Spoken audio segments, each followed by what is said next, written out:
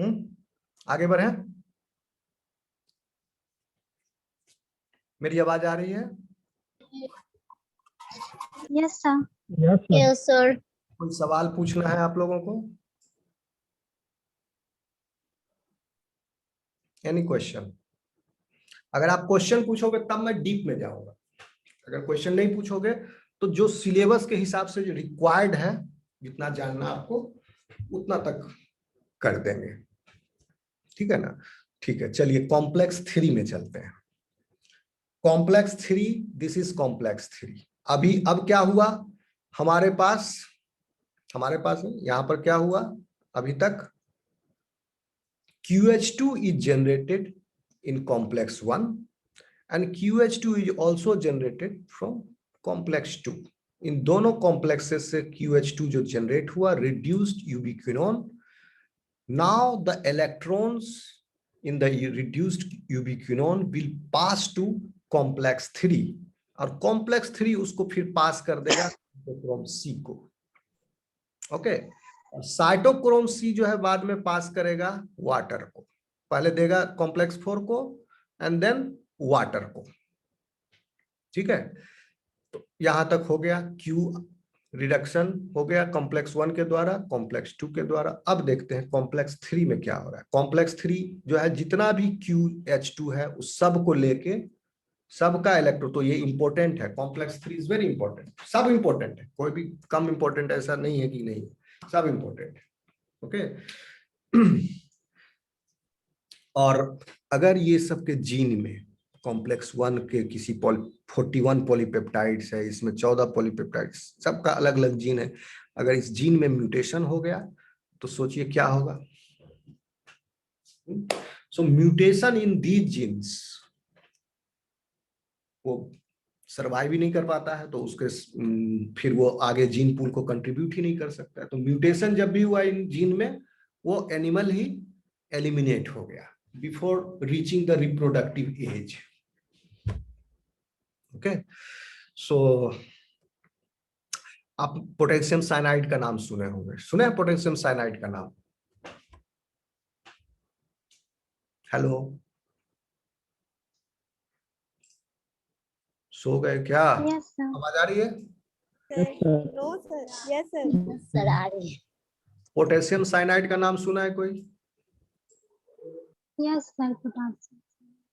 क्या होता है पोटेशियम साइनाइड? पोटेशियम साइनाइड बताइए। जहरीला टाइप का, मतलब harmful. Yes, potassium cyanide is an inhibitor of cytochrome C. Okay, अब देखिए पोटेशियम साइनाइड को अगर ले ले तो with in a minute he will departure from this world. सोचिए कितना पोटेंट वो ब्लॉकर है, तभी उसको जहर बोले। वो क्या करता है, साइटोक्रोम सी को ब्लॉक कर दिया, तो आपका क्या हुआ, इलेक्ट्रॉन ट्रांसपोर्ट चेन अवरुद्ध हो गया। अब कैसे एनर्जी बनेगा?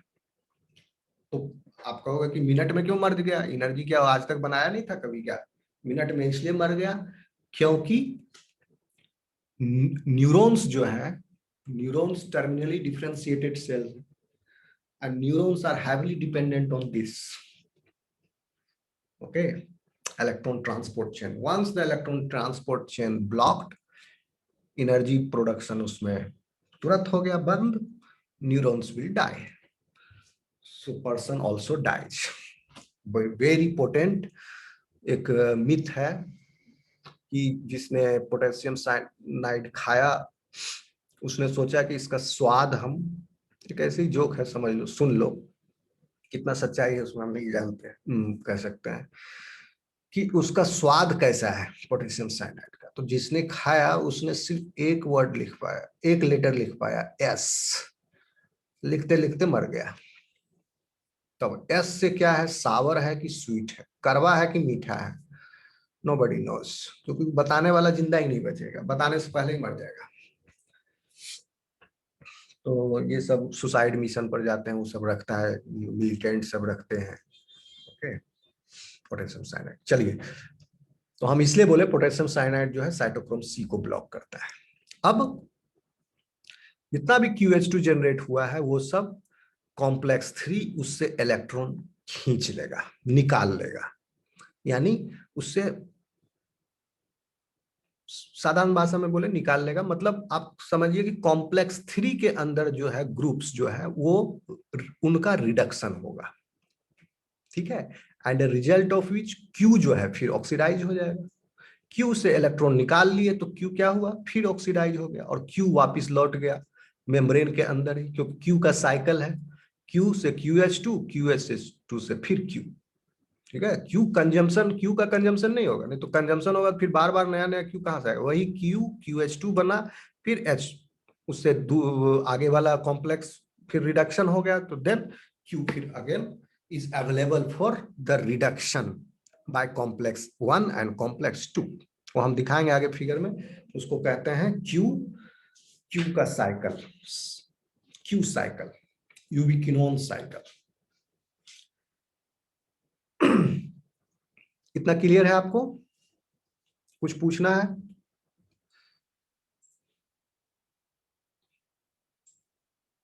सर कॉम्प्लेक्स 3 में तो फिर क्या होगा, वो क्यों ही बनेगा फिर? क्या नहीं बनेगा? अभी कॉम्प्लेक्स 2 हम पढ़ाए नहीं है, अभी कॉम्प्लेक्स 2 पर आएंगे। हाँ, क्या पूछ रहे हैं? क्या पूछ रहे हैं? एग्जैक्ट सवाल बताइए, नहीं समझ पाए हम आपका सवाल। नाम बताइए अपना, क्या नाम है, क्योंकि मैं देख नहीं रहा हूँ कौन बोल रहे हैं। पोटेशियम सर, सिमरन निशा। हाँ बोलिए। पोटेशियम साइनाइड की वजह से तो ये जो चल रहा था सर कॉम्प्लेक्स, वो तो बीच में टूट गया, तो सर अब उसमें क्यों ही बनेगा जो रिएक्शन हुआ तो। आपको मैं समझाता हूँ। पोटेशियम साइन, ये Q और साइटोक्रोम C जो है, कुछ इनहिबिटर Q का भी है, वो भी आपके लिए जहर है। एक प्लांट में Q का मिलता है, ठीक है। हम नाम बता रहे हैं इन Q का, कौन है आपका, रोटेनिनोन, रोटेनोन, ठीक है। कोई कोई प्लांट के बारे में कहा जाता है ना कि ये जहरीला है, मत खाओ, धतूरा, पागल हो जाएगा। तो रोटेनोन जो है वो Q को ब्लॉक करता है। तो Q और साइटोक्रोम C दोनों समझ लो कि मजदूर है एक तरह से, ये सब मिस्त्री है, बैठा हुआ बना रहा है, ये सटल कर रहा है, यहां से यहां ले जा रहा है, यहां से। ये complex will not move if you block this. Cytochrome C को साइनाइड से अगर ब्लॉक कर दिया गया तो नाउ साइटोक्रोम, जितने भी साइटोक्रोम C होंगे, cytochrome C is water soluble and cytochrome C is present in the intermembrane space। Q जो है वो मेम्ब्रेन के अंदर है, ठीक है, इसलिए Q पर उतना नुकसान नहीं हो पाता है जितना साइटोक्रोम C में हो। तो ये इंटर मेम्ब्रेन स्पेस में है, वाटर सोल्यूबल है, इसमें प्रेजेंट है, ओके। तो बाहर से जो साइनाइड आपने दिए, जितना भी साइटोक्रोम C था इंटर मेम्ब्रेन स्पेस में, सब ब्लॉक हो गया, रुक गया। अब आगे कॉम्प्लेक्स 4 तक जो है इलेक्ट्रॉन जाएगा ही नहीं, साइटोक्रोम C ब्लॉक हो गया, कॉम्प्लेक्स 4 तक इलेक्ट्रॉन जाएगा ही नहीं, यहाँ प्रोसेस रुक गया, electron transport chain, ATP synthesis रुक गया। और एटीपी सिंथेसिस, फिर आगे एटीपी सिंथेसिस होगा, एटीपी सिंथेसिस रुका तो न्यूरॉन्स जो है आपके, उसको हर समय एटीपी सिंथेसिस, एटीपी की आवश्यकता होती है। जितना एटीपी उसमें बनता है उतना ही ज्यादा कंज्यूम हो जाता है तुरंत। एक सेकेंड के लिए भी इसमें ब्रेक आया न्यूरॉन्स के केस में कि एटीपी सिंथेसिस एक सेकेंड के लिए भी अगर रुका तो न्यूरॉन्स विल डाई। समझ गए बात को? साइटोक्रोम C को ब्लॉक करने से क्या हुआ, neurons will die. Are you getting my point? या कोई और सवाल था आपका? मैंने आंसर कर दिया या कुछ और नो सर। डाउट है? आगे बढ़े? Okay, now coming to the complex 3, what is happening here. अब आप देखिए कॉम्प्लेक्स 3 में ये भी बड़ा मजेदार है। इसमें आप ध्यान दीजिएगा, एक्चुअली ये जो मैट्रिक्स में लटका हुआ है, दिस सब यूनिट, दिस सब ब्लू वाला, दिस सब unit is not that much essential. Okay, और कॉम्प्लेक्स 3 में जो है आपका कितना पॉलीपेप्टाइड चेन हो, पहले हम स्ट्रक्चर थोड़ा आपको एक्सप्लेन कर देते हैं कॉम्प्लेक्स सी का, then I will come to the procedure. Okay, इसका वो 3 डायमेंशनल स्ट्रक्चर इस जैसा हमने नहीं लगाया, इसमें भी there are several alpha helices present in this. Okay, ये this colored region is just colored portion is showing the region of different subunits. Okay, so this is composed of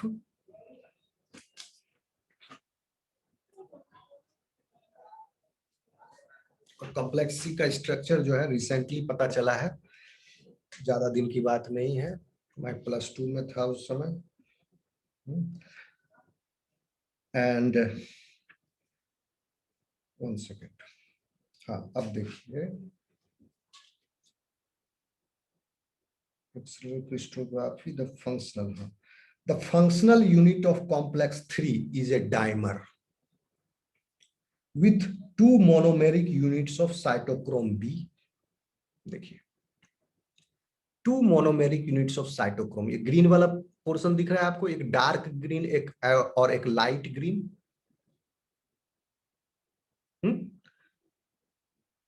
तो इसको इसी, मेरी आवाज आ रही है कि नहीं? Yes sir.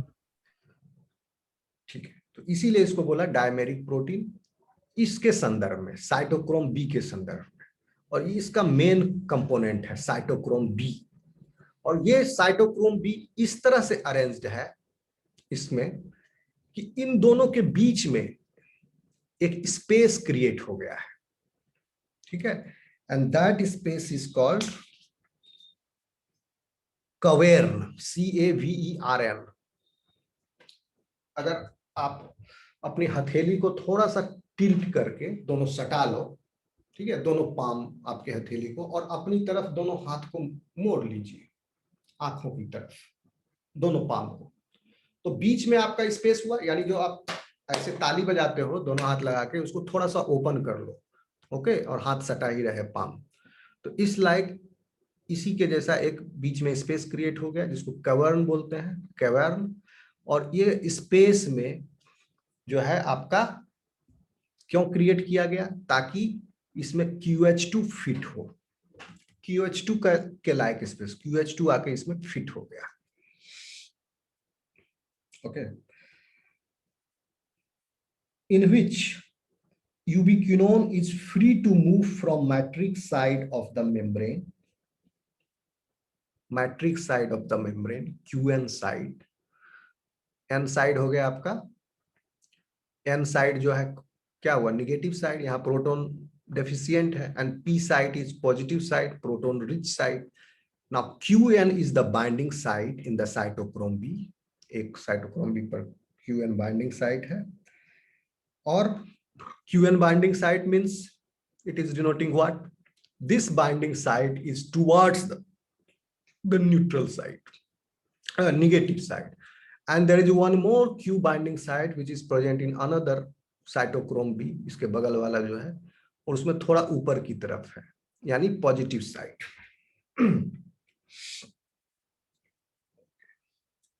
और इसके बीच में इलेक्ट्रॉन का शटल होता है।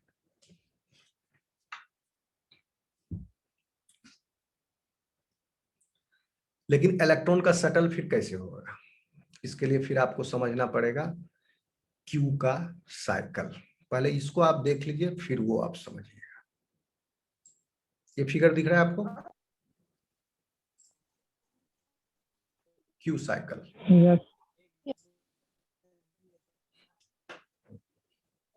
अब देखिए गौर से इसको, दिस QH2, ये दोनों एक ही ट्रांजिशन स्टेट है, समझ लो, ठीक है।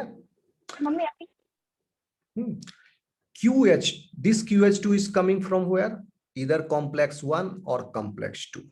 Now this QH2 is binding to QH2 binding site in the complex C, complex 3. Okay, one of the Q binding site. And in this process आप देख रहे हैं एक एरो ऊपर जा रहा है, एक एरो नीचे जा रहा है, दिख रहा है क्लियर?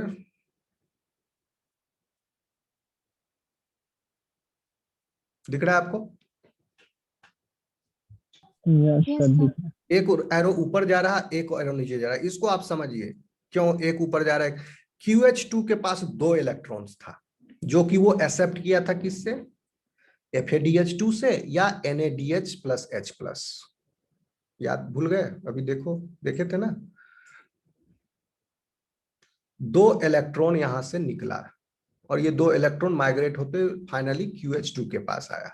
तो QH2 के पास 2 एनर्जी रिच इलेक्ट्रॉन्स है, जिसमें से अब QH2 विल डिसोसिएट एंड इसमें से एक इलेक्ट्रॉन जो है वो दे दिया आयरन सल्फर सेंटर को, ठीक है, और एक इलेक्ट्रॉन दे दिया वो हीम ग्रुप को जो कि साइटोक्रोम बी में है।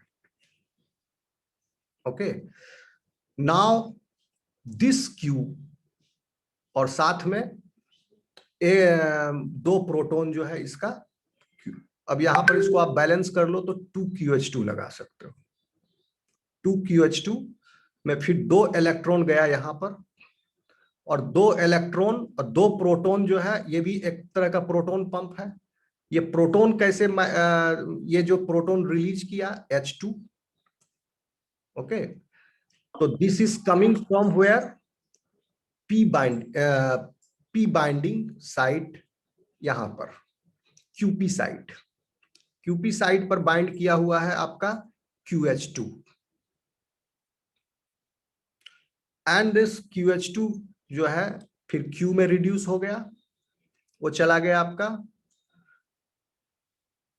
इसी P बाइंडिंग साइट पर ही है, सॉरी, P बाइंडिंग साइट पर ही QH2 has been oxidized into Q and the electron has gone, half of the electron has gone to the iron sulfur center, and then cytochrome C1, which is the integral part of this complex 3.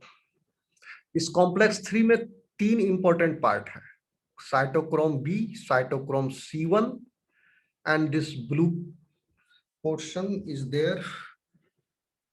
One sec.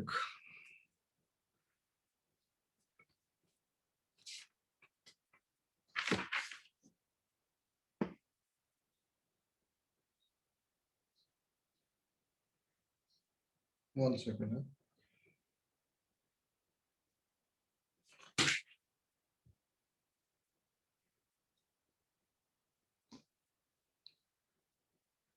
This complex has 2 distinct binding sites for ubiquinone, QN and QP, which correspond to the sites of inhibition of 2 drugs. अच्छा छोड़ो, एंटीमाइसिन ये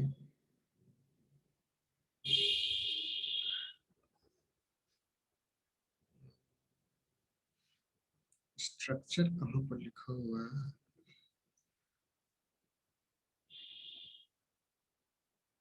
अच्छा छोड़ो, mainly आप यही जान लो, iron sulphur centre है and then उसके बाद साइटोक्रोम C1 के हीम जो है आयरन कंटेनिंग है, ठीक है, and it is attached to the polypeptide chain. This has become the electron acceptor.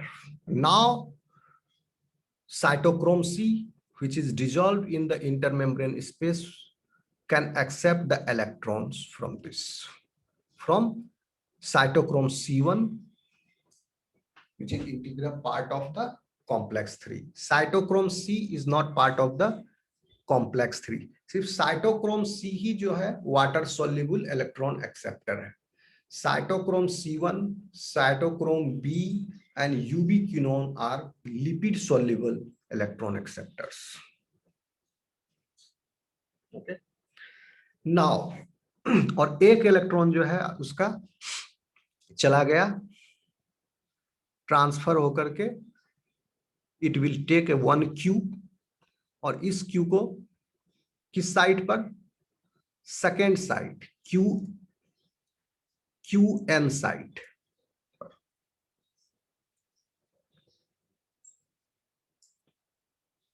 Q N side एक क्यू गया, इसमें एंटर किया और एक इलेक्ट्रॉन एक्सेप्ट करके, फिर माउस भी बहुत तंग कर रहा है, खराब हो गया लगता है।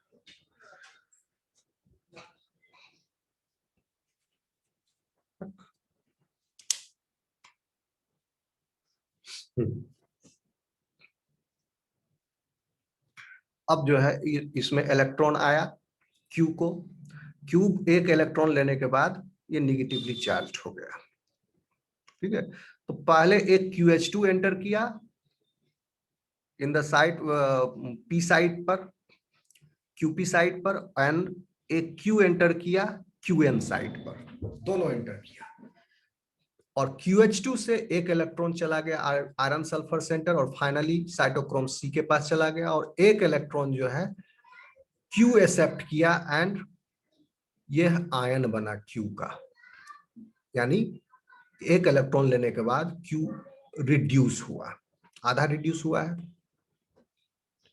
और ये फिर जो है जब रिड्यूस होने के बाद, एक इलेक्ट्रॉन एक्सेप्ट करने के बाद, ये Q जो है साइड चेंज करके आ गया इस पोजीशन पर।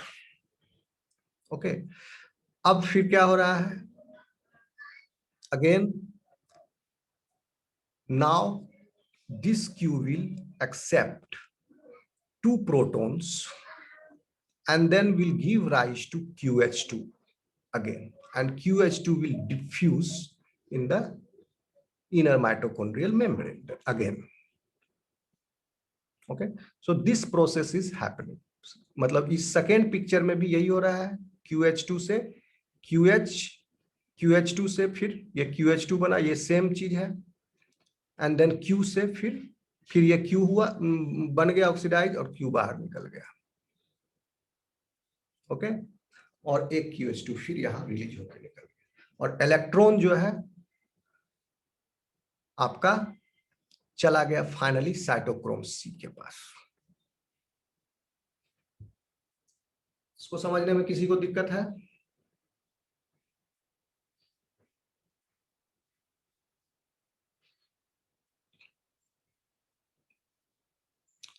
Any problem, anybody?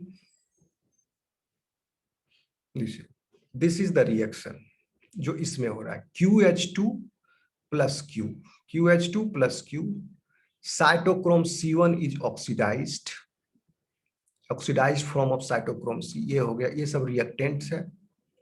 Oxidized form of cytochrome C is giving rise to, after accepting the electron from QH2, is giving rise to Q, this Q plus 1/2 reduced Q plus 2 hydride ions in the positive side, P side, 2 hydrogen ion गया positive side, plus cytochrome C1, this one cytochrome C1 is reduced,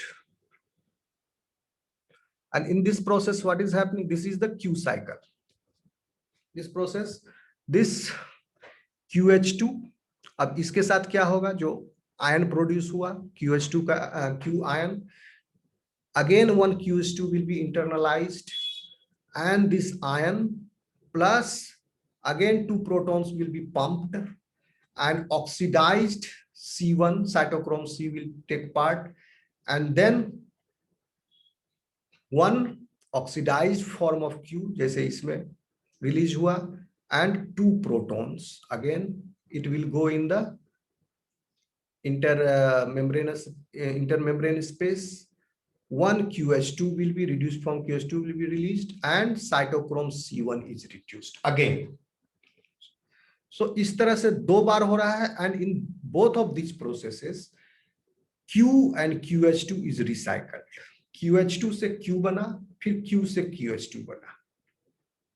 So the net equation is QH2 जो Q है इस पर minus कर दीजिए आप, QH2 plus 2 cytochrome C1 is oxidised plus 2 hydride ions giving rise to Q reduced oxidized form plus 2 cytochrome C1 is reduced.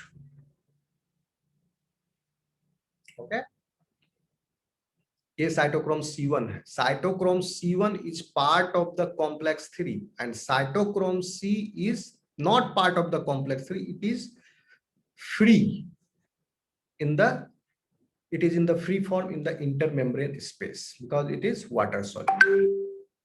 Again, cytochrome C is oxidized and giving rise to this form. Okay, so Q and 2 cytochrome C1 we are obtaining, and as a result of which again 2 proton इसमें और 2 proton इसमें, 4 proton जो है pump out हो गया intermembrane space में. कुछ पूछना है आप लोगों को?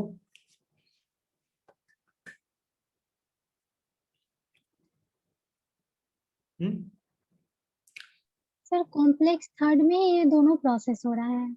हाँ, दोनों प्रोसेस, ये साइकिल है. अब देखिए कॉम्प्लेक्स थर्ड में अब क्या हो रहा था. कॉम्प्लेक्स थर्ड, इस फिगर को देखिए.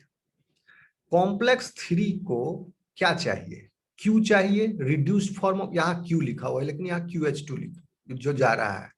ठीक है, कॉम्प्लेक्स 3 को QH2 चाहिए. ओके, और QH2 बनने के लिए Q चाहिए. किसको Q चाहिए? 1 और 2 को. तो Q का एक सप्लाई भी इसको मेंटेन होता रहे, और QH2 जो है उससे फिर साइटोक्रोम ये कॉम्प्लेक्स 3 इलेक्ट्रॉन ले लेगा तो Q फिर जनरेट होगा, और वो Q आ जाएगा फिर कॉम्प्लेक्स 1 एंड कॉम्प्लेक्स 2 के यूज के लिए फिर, ताकि उसको फिर रिड्यूस करे. तो ये एक साइकिल है Q का in the inner mitochondrial membrane. इसी के अंदर ये साइकिल मेंटेन्ड है.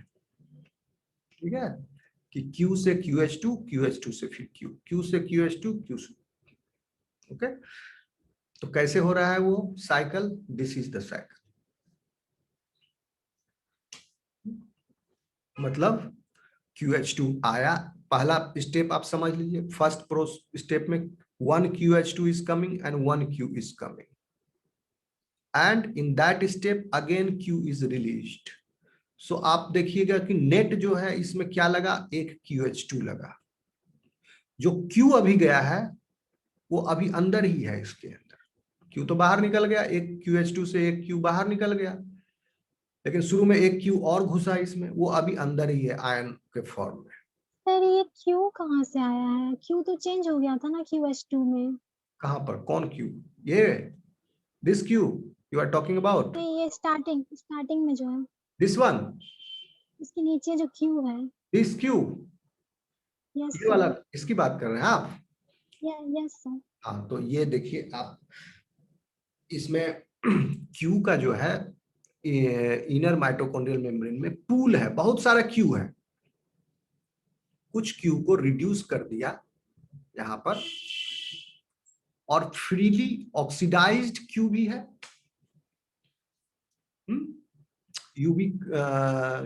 यूबिक्विनोन, रिड्यूस्ड यूबिक्विनोन भी है, एंड ऑक्सीडाइज्ड यूबिक्विनोन. सारे यूबिक्विनोन को रिड्यूस नहीं कर दिया ये कॉम्प्लेक्स 1 और 2. ठीक है, यूबिक्विनोन बहुत सारा है, कुछ को रिड्यूस कर दिया और कुछ अभी भी ऑक्सीडाइज्ड फॉर्म में है. तब ना इस साइकिल में उसका यूज होगा. तो एक रिड्यूस्ड वाला लिया अंदर और एक ऑक्सीडाइज्ड वाला अंदर लिया. ठीक है, इस साइकिल इस तरह से कर. रिड्यूस वाला कहां पर बाइंड किया? रिड्यूस वाला का बाइंडिंग साइट जो है वो यहां पर है, QP बाइंडिंग साइट. और this is the binding site for this one, oxidised Q का. तो अब देखिए एक Q गया, QH2 गया, and 1 Q is also internalised. और निकला कितना Q? एक ही निकला ना, एक तो अंदर में ही है अभी. ठीक है, in the second process, second stage, again 1 QH2 is internalised. सिर्फ एक Q को इंटरनलाइज्ड किया, और बाहर फेंका कितना, 2, एक ऑक्सीडाइज और एक फिर रिड्यूस्ड। तो ये QH2 अंदर लिया और फिर ये QH2 एक बाहर निकाल दिया इसके बदले, ये दोनों को माइनस कर दीजिए तो फिर एक Q यहाँ निकला ही है, तो यह बैलेंस हो गया। शुरू में क्या लिया था, एक ऑक्सीडाइज्ड एक रिड्यूस्ड Q, ऑक्सीडाइज वाला निकल गया, फिर एक रिड्यूस इंटरनलाइज हुआ एंड द सेकेंड स्टेप में फिर एक ऑक्सीडाइज निकल गया और एक रिड्यूस निकल गया।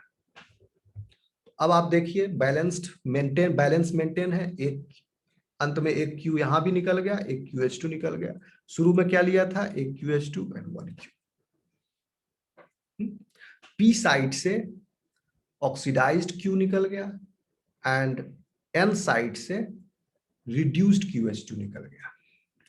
P साइड पर रिड्यूस्ड QH2 घुसा, ओके, और दोनों स्टेप में रिड्यूस्ड QH2 घुसा P साइड पर, और N साइड पर ऑक्सीडाइज्ड Q घुसा। बाहर जब निकला तो P साइड से जो बाहर निकला वो आपका निकला ऑक्सीडाइज्ड Q, और N साइड से जो बाहर निकला वो था आपका रिड्यूस्ड Q। जब घुसा रिड्यूस्ड Q तो P साइड से एंटर किया, बाहर निकला Q साइड।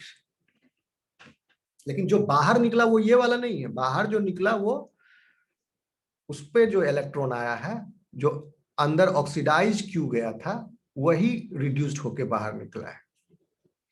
तो एक तरह से आप देखिए कि इस कॉम्प्लेक्स 3 में एक QH2 का प्रोडक्शन हो रहा है आपका या नहीं हो रहा है? हो रहा है सर। QH2 का कंजम्पशन हो रहा है कि नहीं हो रहा है? तो QH2 का कंजम्पशन तो नहीं हो रहा है। नहीं। या आप कहें QH2 का प्रोडक्शन तो हो रहा है। तो जब कंजम्पशन नहीं हो रहा, क्योंकि जब QH2 का कंजम्पशन नहीं हो रहा है तो QH2 फिर बढ़ते चला जाएगा ना, कॉम्प्लेक्स 1 और कॉम्प्लेक्स 2 जो है QH2 बनाते चला गया। ऐसी बात नहीं है, QH2 का जो है आपको इसमें कंजम्पशन हो रहा है। देखिए QH2 is giving rise to Q, 2 बार QH2 जो है 2 Q दे दिया, और एक बार Q लिया और एक QH2 दिया। तो अल्टीमेटली आप देखेंगे नेट रिएक्शन में, कहाँ गया नेट रिएक्शन में, how many QH2 are utilised, consumption कितना हुआ, एक QH2 का। इसको बैलेंस कर दिया गया है, इधर से कर दिया। तो इसको आप देखो 2 QH2 एक 2 QH2 गया और एक Q लिया, 2 QH2 लिया और बाहर दिया एक QH2। तो नेट जो है वो 1 QH2 का कंजम्पशन हुआ कि नहीं हुआ? दिमाग लगाओ, ये पजल है, आपके लिए ब्रेन टीजर है। देखिए एक QH2 का कंजम्पशन हुआ कि नहीं, और Q कितना लिया था, एक Q लिया था और एक Q भी बाहर दे दिया, तो Q बराबर, लेकिन लिया था एक QH2 यहाँ और दूसरा QH2 यहाँ, और गिव राइज किया 1 QH2। तो टोटल 1 QH2 का कंजम्पशन किया कॉम्प्लेक्स 3। वो QH3 कहां से आया, कॉम्प्लेक्स 1 और कॉम्प्लेक्स 2 से।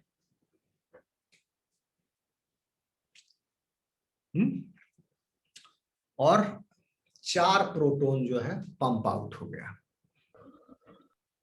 P साइड में। ठीक है, आगे बढ़े। और सर ये 2H प्लस कहाँ से आया? कौन कौन? नीचे वाला कहाँ से सेकेंड आया? पिक्चर में 2H प्लस। सेकंड वाला ये नीचे वाला तो 2H प्लस। Yes sir. अब देखिए 2H प्लस जो है आपका ये मैट्रिक्स है ना, ठीक है। ये मैट्रिक्स में जो है प्रोटॉन्स, अब आपका क्रेब साइकिल चल रहा है कि नहीं चल रहा है? क्रेब साइकिल इसके अंदर चल रहा है मैट्रिक्स में, और क्रेब साइकिल के में क्या हो रहा है, production NADH plus H plus. तो protons are continuously generating inside the matrix. ये शुरू में ही बता दी, प्रोटॉन जो है कंटिन्यूअसली जनरेट हो रहा है, और वो प्रोटॉन्स को पंप आउट कर दिया गया आपको कहां पर, in this space, intermembrane space. ठीक है, ये प्रोटॉन जो है आ रहा है आपका क्रेब्स साइकिल से।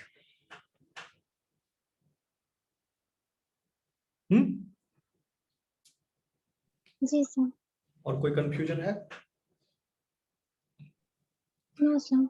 जब ये प्रोटॉन लिया, अब ये जो मैट्रिक्स से जो प्रोटॉन आया वही प्रोटॉन बाहर नहीं गया इंटरमेम्ब्रेन स्पेस में। इंटरमेम्ब्रेन स्पेस में जो प्रोटॉन गया वो आया QH2 से, ठीक है। और मैट्रिक्स से जो प्रोटॉन एक्सेप्ट किया गया वो QH2 के द्वारा किया गया, वो प्रोटॉन गया QH2 में। और जो इसमें इंटरमेम्ब्रेन स्पेस में जो प्रोटॉन गया वो आया QH2 से। मैट्रिक्स से QH2 लिया, QH2 से फिर कहा गया इंटरमेम्ब्रेन स्पेस में।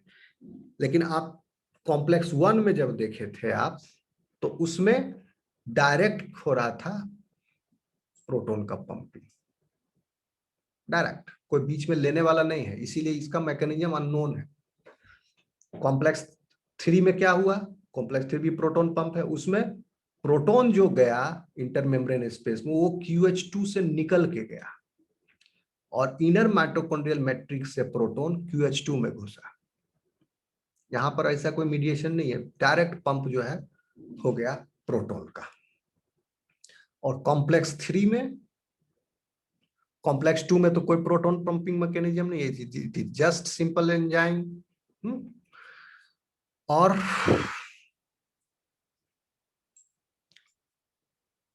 ए भगवान, रिकॉर्डिंग नहीं दबाए थे क्या? हाँ हाँ रिकॉर्डिंग, रिकॉर्ड सर है। ऑन है। हाँ हाँ हो रहा है। अच्छा, अब क्या कंफ्यूजन है वो बताइए आप, तब हम उसको और समझाएंगे।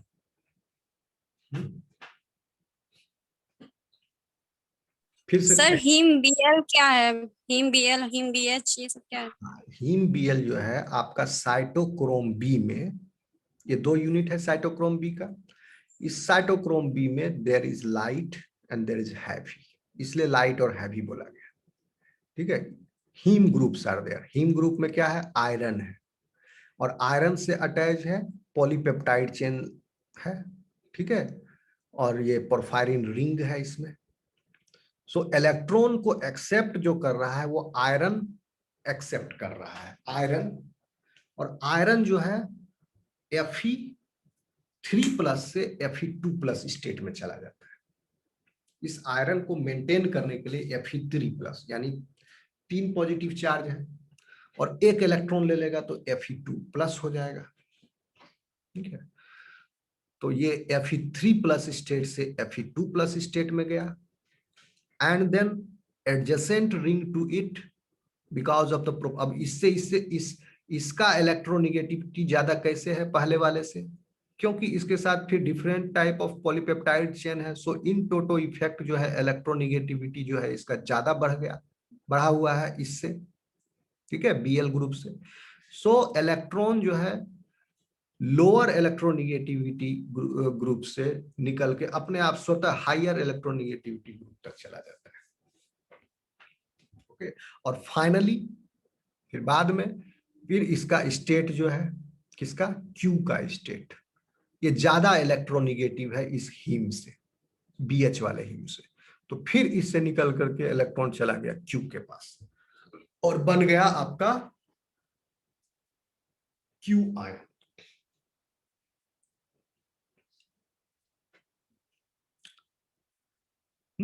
और फिर यही प्रोसेस यहां भी हो रहा है। यहाँ पर प्रोटॉन जो है पंप डायरेक्ट नहीं हो रहा था, प्रोटॉन जो है पहले आया QH2 के पास, वो चला गया, और QH2 जो टूटा उसका प्रोटॉन गया इंटरमेम्ब्रेन स्पेस में। Is it clear to you? Yes sir. अभी क्लास 1 मिनट में बंद हो जाएगा, फिर हेलो सर।